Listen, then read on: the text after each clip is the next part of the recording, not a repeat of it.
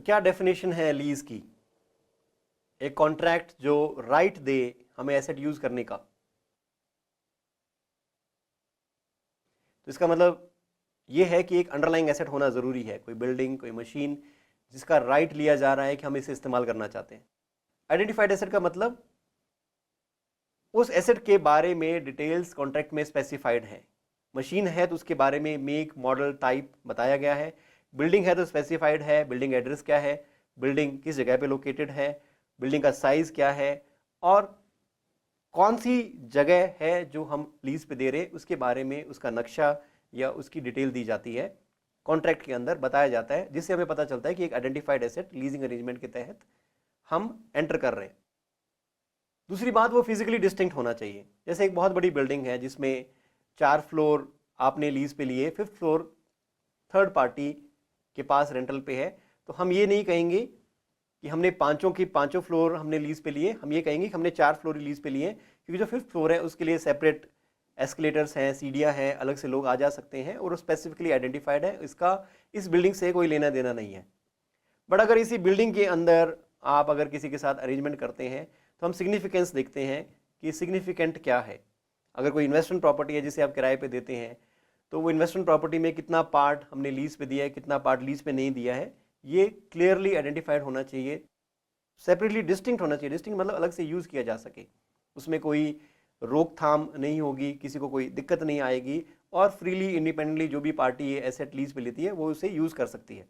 क्या जो सप्लायर है एम्बुलेंस का, क्या वो सब्स्टिट्यूट कर सकता है इस एसेट को?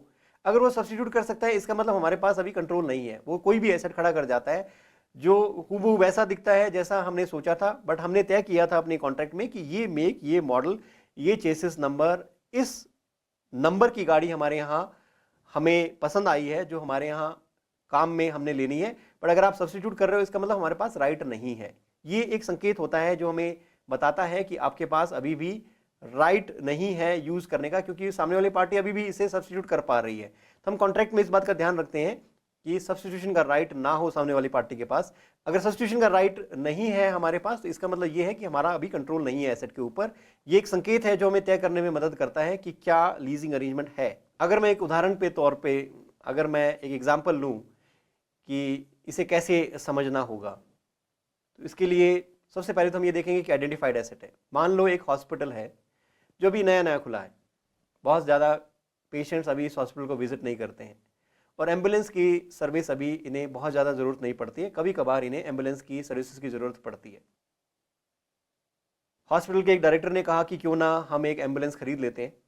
तो जो फाइनेंशियल अथॉरिटी वाले लोग थे उन्होंने कहा कि अभी इतना रिटर्न नहीं आएगा, हमें वो एसेट को नहीं खरीदना चाहिए क्योंकि अभी इतनी डिमांड नहीं है। तो हम ऐसा करेंगे, जब भी हमें एम्बुलेंस की ज़रूरत होगी, हम एक सर्विस प्रोवाइडर है जो एम्बुलेंसेज रखता है, और जब भी हमें एम्बुलेंस की ज़रूरत होगी ऑन कॉल एम्बुलेंस हमें मिल जाएगी। तो अब जब भी हमें एम्बुलेंस की ज़रूरत होती है, 1 घंटे के लिए, 2 घंटे के लिए, 5 घंटे के लिए या पूरे दिन के लिए, तो हम उस सर्विस प्रोवाइडर को कॉल करते हैं, वो एम्बुलेंस की सर्विस प्रोवाइड कर देता है। पर जब भी हम एम्बुलेंस की डिमांड करते हैं, कभी किसी कंपनी की एम्बुलेंस आती है, कभी किसी कलर की आती है, कभी किसी मॉडल की आती है, कभी किसी टाइप की आती है, हमें इससे अभी तक कोई दिक्कत नहीं है क्योंकि हमारा काम हो रहा है, अभी पेशेंट्स की रिक्वायरमेंट पूरी हो रही है। धीरे धीरे कंपनी का बिजनेस बढ़ने लगा। तो हमने सर्विस प्रोवाइडर को बोला कि ऐसा करिए, आप एक एम्बुलेंस हमारे यहाँ खड़ी कर दीजिए, और हमें ज़रूरत पड़ती रहती है, तो हम कॉल करते हैं, एम्बुलेंस आने में लेट हो जाती है, तो ऐसा करिए आप एक एम्बुलेंस खड़ी कर दीजिए। तो वो कहता है कि ठीक है, हम आज के बाद आपके यहाँ एक एम्बुलेंस खड़ी कर दिया करेंगे। पर जो डायरेक्टर्स हैं कंपनी के, वो देखते हैं कि कभी लाल रंग की एम्बुलेंस खड़ी है, कभी नीले रंग की एम्बुलेंस खड़ी है, अलग अलग टाइप, अलग अलग मेक मॉडल की एम्बुलेंसेज अवेलेबल होती हैं, जिससे कंपनी की साख पे फर्क पड़ता है और पता नहीं चलता कि कौन से हॉस्पिटल की एम्बुलेंस है। फिर इन्होंने सोचा कि ऐसा करते हैं, हम इन्हें बोलते हैं कि हमें वाइट कलर की, इस मेक की, इस मॉडल की, हमारी कंपनी के लोगो के साथ हमें एम्बुलेंस चाहिए। इससे पहले जो भी एम्बुलेंस सर्विसेज हम ले रहे थे वो इंड AS 115 रेवेन्यू के स्टैंडर्ड में आती थी कि हम उसका चार्ज दे रहे थे, हमारे P&L में हम उस एक्सपेंस को रिकॉर्ड कर रहे थे, और सामने वाली पार्टी उसके लिए रेवेन्यू रिकॉर्ड कर रही थी। पर जब हमने तय किया कि हमें एक आइडेंटिफाइड एसेट चाहिए और एम्बुलेंस अब हमारे प्रीमिसेस पे रहने लगी, पर बीच बीच में पता चला कि ड्राइवर उन्होंने ही भेजा था और वो अपनी मर्जी से बीच बीच में एम्बुलेंस को इधर उधर भी काम पे लगवा देता है। हम इस बात से खफा हुए कि नहीं, ऐसा नहीं चलेगा। जो ऑपरेट करेगा वो भी हमारा ड्राइवर होगा, या अगर आपने अपॉइंट किया है तो हम ही तय करेंगे कि वो कहाँ इस एम्बुलेंस को लेके जाएगा। आइडेंटिफाइड एसेट है, हमारे प्रीमिसेस में होना चाहिए, इस टाइप, इस मेक, इस मॉडल की एम्बुलेंस होनी चाहिए। हॉस्पिटल का जो स्टाफ है वही डायरेक्ट करेगा कि एम्बुलेंस किस जगह पे अवेलेबल होनी चाहिए, कहाँ जाएगी और किस तरीके से यूज होगी।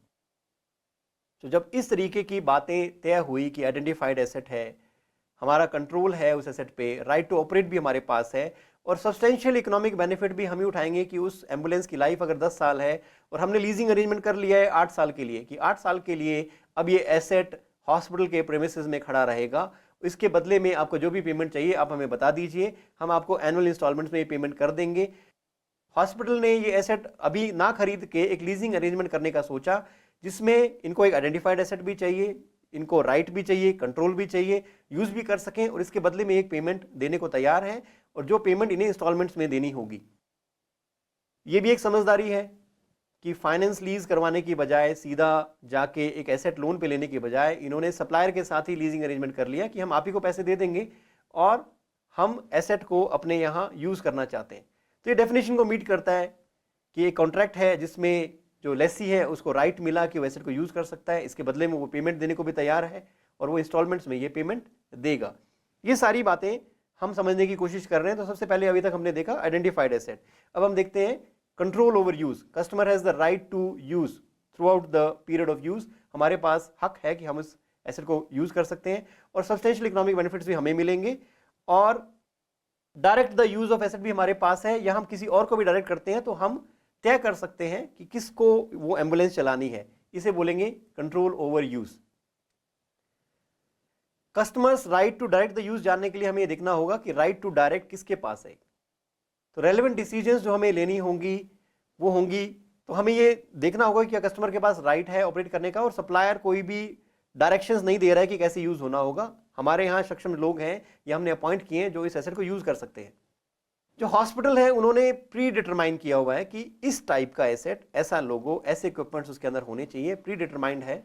तो कस्टमर का राइट है कि वो डायरेक्ट कर सकता है। ये इस बात से भी पता चलता है कि प्री डिटरमाइंड है कि हम कैसे यूज करेंगे, कौन यूज करेगा, और हमारे पास लोग भी हैं जो यूज कर पाएंगे। और हमने एसेट ही इस तरीके से तैयार करवाया था। लीज पे लेने से पहले हमने सप्लायर को बोला था कि अगर आप जो एसेट भेजेंगे उस पर हमारा लोगो होना चाहिए, उसके अंदर ये इक्विपमेंट्स होने चाहिए, प्री डिटरमाइंड है, वो किसी और के काम में नहीं आ सकता। तो सीधी सी बात है कि हमारा कंट्रोल है उस एसेट पे। ये भी एक संकेत देता है कि हमारा एसेट पे कंट्रोल है, we are having the right to control the asset. तो ये संकेत हमें देखने होंगे कॉन्ट्रैक्ट में कि किसके पास राइट है, डायरेक्ट ऑफ यूज किसके पास है, ऑपरेट कौन कर रहा है, क्या प्री डिटरमाइंड है। एक और चीज़ हमें देखनी होती है कि कस्टमर के पास राइट है कि इस एसेट को यूज़ करने से जो आउटपुट आएगा वो कैसे इस्तेमाल होगा। जैसे कोई बिल्डिंग है तो किस तरीके से यूज़ होगी, कोई मशीन है उसका जो आउटपुट है, कितनी क्वांटिटी में हम गुड्स प्रोड्यूस करेंगे, कब कब यूज़ करेंगे, ये अगर स्पेसिफाई हम कर पाते हैं कि इसका आउटपुट कहाँ बिकेगा और हमारे कंट्रोल में है, तो ये एसेट हमारे कंट्रोल में है।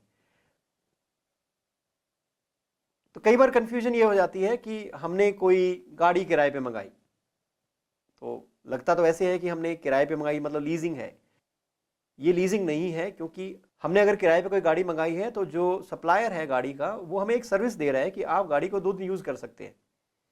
अब वो गाड़ी सिर्फ 2 दिन के लिए हमारे पास है कि वो किस तरीके से यूज़ हो सकती है, हम जैसे डायरेक्ट करेंगे, पर ऑपरेट वही कर रहे हैं, उन्हीं का ड्राइवर ऑपरेट करेगा, और 2 दिन के बाद गाड़ी हमारे पास नहीं रहेगी। तो हमने सिर्फ 2 दिन की सर्विसेज ली, उसका हम पैसा देंगे, और वो एसेट उसी पार्टी का है जो सप्लायर हमें वो गाड़ी प्रोवाइड करा रहा है। बट हमें ये लगा कि नहीं, ये गाड़ी खड़ी कर जाओ, इस गाड़ी को मेरे हिसाब से डिज़ाइन करो, मेरा लोगो इसके ऊपर डालो, इसके अंदर इक्विपमेंट मेरे हिसाब से होने चाहिए। ये सब बातें अगर मैं तय करता हूँ, और आज के बाद ये गाड़ी का जो आउटपुट है, जो यूज़ होगा वो मेरे अकॉर्डिंग होगा, मैं तय करूँगा कि कैसे होगा। तो ये भी एक संकेत होता है जो बताता है कि ये जो एसेट के यूज़ करने से जो आउटपुट निकल के आता है उसके ऊपर कंट्रोल किसका है।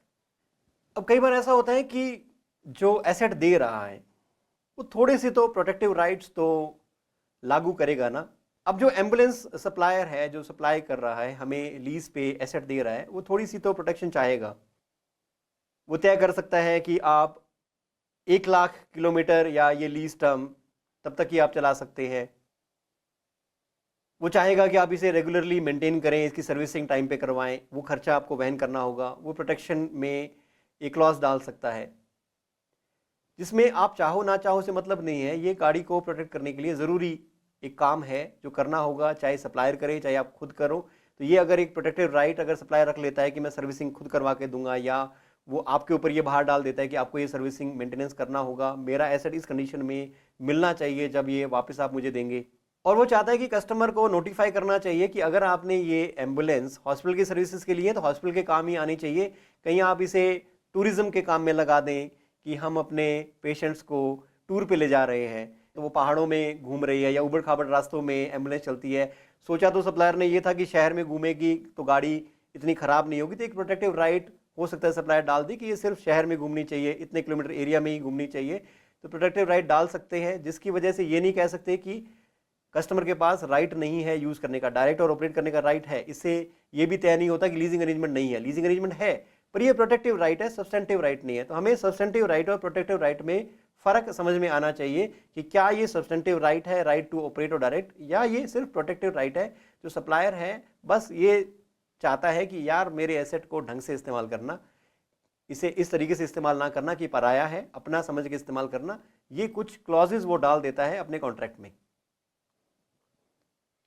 और वो चाहता है कि कस्टमर इसे पर्टिकुलर तरीके से ही ऑपरेट करे। ऐसा ना हो कि उसे गलत सलत तरीके से ऑपरेट करे या अनस्किल्ड लेबर को उस मशीन को ऑपरेट करने के लिए लगा दे, जिसको वो मशीन चलानी नहीं आती है, और उन्हें बोल दे कि आप यूज़ कर लो या आप चला लो, और वो मशीन को अगर डैमेज कर देते हैं। तो ऐसा नहीं होना चाहिए। ये क्लॉजेज में डाल देते हैं कि जो ट्रेंड स्टाफ है वही उस मशीन को यूज़ करे।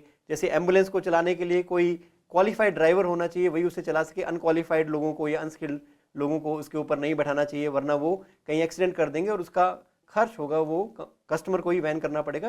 ये कुछ प्रोटेक्टिव राइट्स अगर डाल देते हैं तो इसकी वजह से ये हमें नहीं समझना चाहिए कि लीजिंग अरेंजमेंट नहीं है, क्योंकि ये सिर्फ प्रोटेक्टिव राइट है। अब तो आपको समझ में आ गया होगा कि प्रोटेक्टिव राइट और सब्सटेंटिव राइट में फ़र्क होता है।